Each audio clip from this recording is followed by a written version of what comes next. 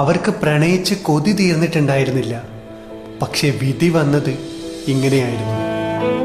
Social മീഡിയയിൽ ഇപ്പോൾ കൂടുതൽ ആളുകളുടെയും റീൽ ഫീഡിൽ വരുന്നത് ഈ ദമ്പതികളുടെ വീഡിയോ ആണ്. സൃജാനയുടെ സീനിയർ ആയിരുന്നു ബിബേക്. പയ്യെ പയ്യെ അവർ പ്രണയത്തിലായി. 7 വർഷത്തെ പ്രണയത്തിനൊടുവിൽ അവർ വിവാഹിതരായി. വിവാഹത്തിന് ശേഷം ജോർജിയ യൂണിവേഴ്സിറ്റിയിൽ ഫിസിക്സ് ആൻഡ് ആസ്ട്രോണമിയിൽ PhD എടുക്കാനായി അവരിരുവരും US പറന്നു. പിന്നീട് പ്രണയത്തിന്റെ നാളുകൾ. പക്ഷെ ആ പ്രണയ നിമിഷങ്ങളുടെ മേൽ കണ്ണുനീർ തീർത്തുകൊണ്ട് ബിബേകിന് ബ്രെയിൻ ട്യൂമർ 4th സ്റ്റേജ് ആണെന്ന് വിധിയെഴുതി. 6 മാസത്തെ ആയുസ്സായിരുന്നു ഡോക്ടർമാർ പറഞ്ഞത്. എന്നാലും സൃജാന തൻ്റെ ഭർത്താവിനെ ഒരു പിഞ്ചു പൈതലിനെ പോലെ നോക്കുകയായിരുന്നു.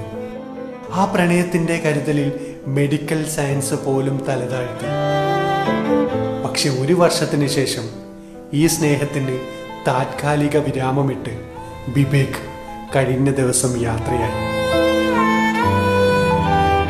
എല്ലാ ബന്ധങ്ങളും, എല്ലാവരുടെ ബന്ധങ്ങളും ദൃഢമാണ്. പക്ഷെ എന്നാലും ഈ കഥക്ക് ഇന്നത്തെ കാലത്ത് പ്രസക്തി കൂടുതലാണ്.